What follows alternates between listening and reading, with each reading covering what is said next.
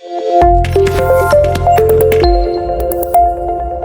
students, I Sanjeev Sharma from Maths Vision Institute welcomes you to class 12 mathematics, chapter wise, marks wise, year wise solutions of past year board exam questions.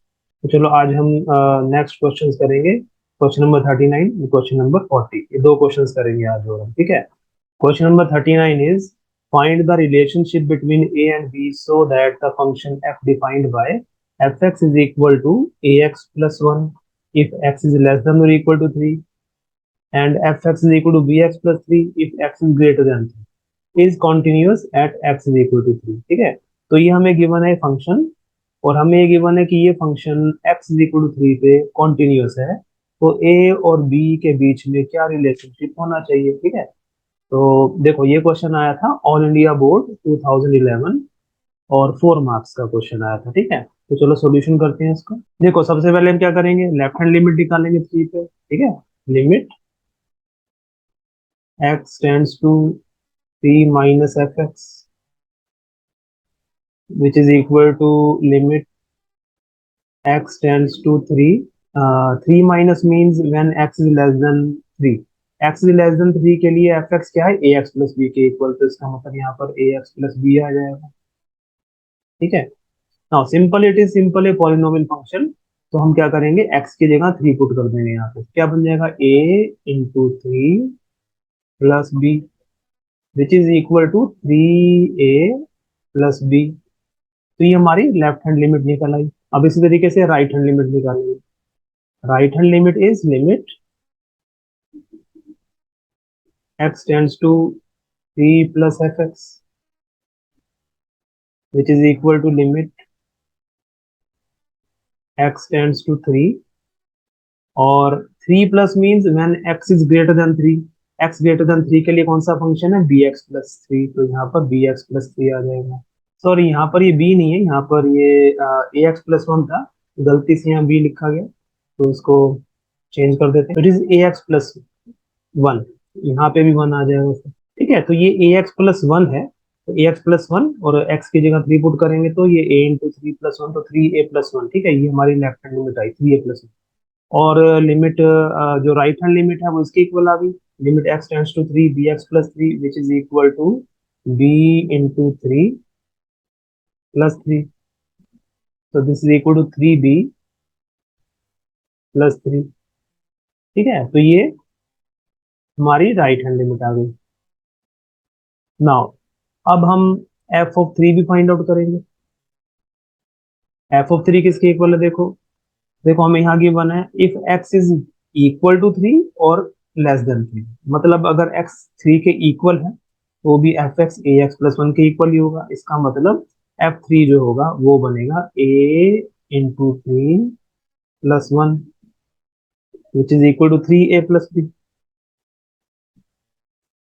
ठीक है, अच्छा अब हमें देखो मालूम है कि कॉन्टिन्यूटी के लिए क्या होता है, what is the condition for continuity.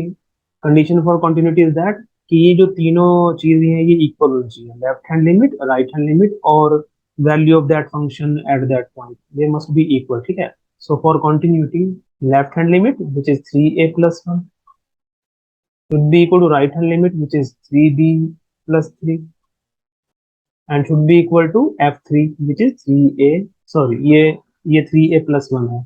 ठीक है, तो which is 3a plus 1। ठीक है, f3 is equal to 3a plus 1। तो यहाँ से देखो हमारे पास क्या रिलेशनशिप आ गया, इस यहाँ से रिलेशनशिप आ गया कि 3a plus 1 जो है it should be equal to 3b plus 3। ठीक है, तो 3b को इधर ले आते हैं, क्या बनेगा, 3a minus 3b is equal to 3 minus 1 which means 3a minus 3b is equal to 2 which is the required relation between a and b। I hope आपको ये क्वेश्चन समझ में आ गया होगा अच्छी तरह। ठीक है, चलिए अब नेक्स्ट क्वेश्चन करते हैं। तो next question is question number 40। If x is equal to a into theta minus sin theta and y is equal to a into 1 plus cos theta, then find the value of d square y upon d x square. तो d square y upon d x square हमें find out करना है, इसका solution करते हैं। देखो सबसे पहले हम क्या करेंगे, हम सबसे पहले d Y by D x find out करेंगे। ठीक है, तो देखो x क्या, x is equal to a into theta minus sine theta. अब यहाँ से पहले हम d x upon d theta निकालेंगे। देखो ये जो है पैरामेट्रिक फॉर्म है, हमें पता है। ठीक है, तो पहले d x by d theta निकालेंगे। D x by d theta कैसे बनेगा? D x by d theta is equal to, देखो ए तो एज इट इज रहेगा, ए कांस्टेंट है। ठीक है, तो थीटा माइनस थीटा में थीटा के derivative of theta is one, minus sine theta का डेरिवेटिव कॉस थीटा। ऐसे हम देखो y कितना था हमारे पास, y is equal to a into one plus cos theta. तो d Y by d theta क्या बन जाएगा? D Y by d theta is equal to a into one का डेरिवेटिव जीरो, कॉस थीटा का डेरिवेटिव माइनस साइन थीटा, तो a into minus sine theta which is equal to minus a sine theta. तो ये d Y by d theta आ गया, यहाँ d x by d theta आ गया। तो अब हम d Y by D x निकालेंगे पहले। Now what is d Y by D x? D Y by D x is equal to d Y by d theta whole divided by d x by d theta. ये parametric form में हम इस तरीके से करते थे। तो d Y by D x equal d Y by d theta upon d x by d theta. D Y by d theta is minus a into sine theta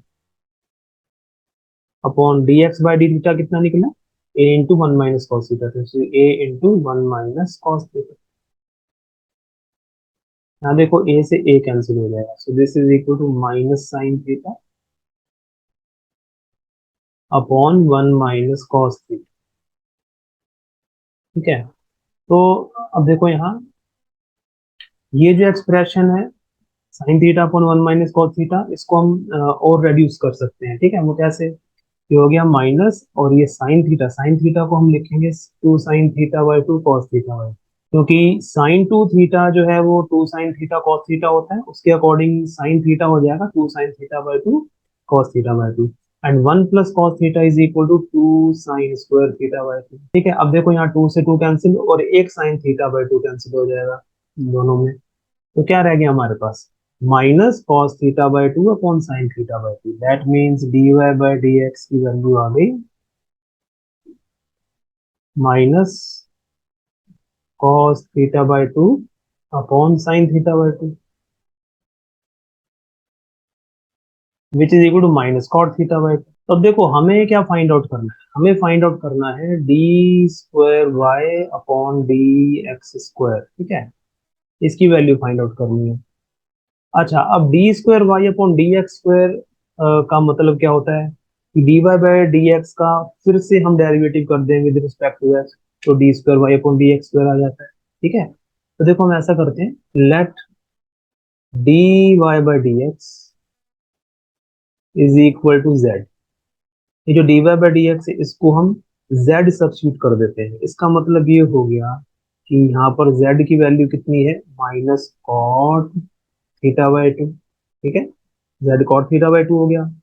अब हमें निकालना है d square y upon d x square.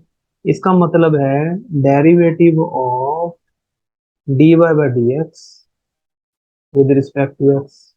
ठीक है, d Y by D x का with respect to x derivative, वो d square y upon d x square होता है, और d Y by D x हमने क्या ले लिया अभी? जेड। इसका मतलब ये हो गया कि ये डी, इसकी जगह जेड आ जाएगा, तो ये D z upon d x बना। ठीक है, अच्छा अब देखो यहाँ पे z जो है, ये जो z फंक्शन है, ये थीटा की फॉर्म में। ठीक है, लेकिन हमें यहाँ तो विद रिस्पेक्ट टू एक्स करना है, तो हम क्या करेंगे यहाँ पर, इसको हम इस तरीके से कन्वर्ट करेंगे, d z upon d x is equal to d z upon d theta into d theta upon d x. ठीक है, ऐसे कर सकते हैं, फॉर्मूला बनता है ये। तो डी थीटा कैंसिल होकर d z by D x ही आएगा। ठीक है, तो इस तरीके से हमें उसमें फॉर्मूला अप्लाई करना है, ये वाला।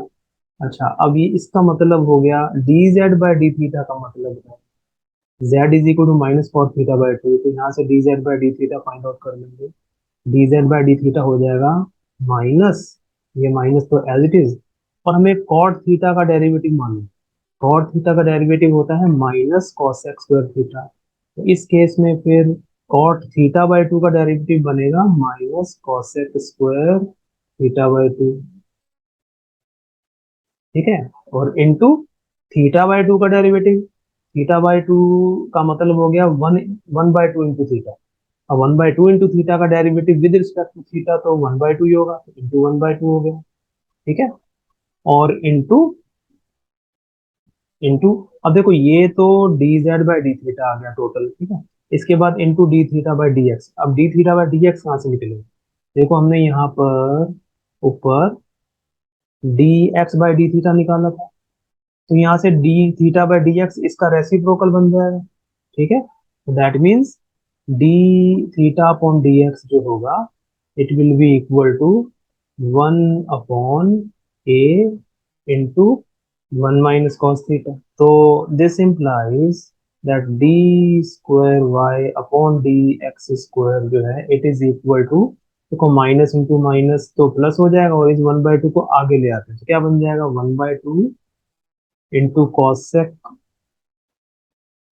स्क्वायर थीटा बाई 2 और into 1 upon a into 1 - cos theta. देखो यहाँ हम थोड़ा इसको और सिंप्लीफाई कर सकते हैं, ये हो गया equal to 1/2 cosec square theta by 2 into 1 upon a into, अब 1 - cos थीटा हमें मालूम है, ये होता है 2 साइन स्क्वायर थीटा बाई 2 के equal. Now this is equal to 1/2 into cosec square theta by 2 into, अब देखो ये इस साइन स्क्वायर थीटा बाई 2 को हम न्यूमरेटर में अगर ले जाएं तो वो बन जाएगा कॉसेक स्क्वायर थीटा बाई 2, और डिनोमिनेटर में क्या बचेगा, डिनोमिनेटर में 2 into a, it is 2 into a, ठीक है।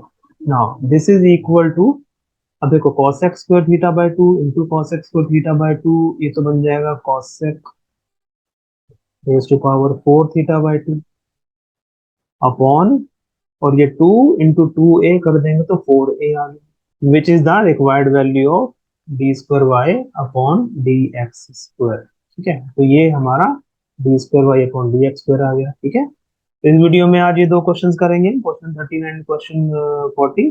अगर आपको वीडियो पसंद आई है तो kindly like, share and subscribe the channel, and also press the bell icon so that you can receive the notification of my videos regularly. तो देखो बाकी हम नेक्स्ट वीडियो में करेंगे। Till next video, bye everyone, take care and thank you so much.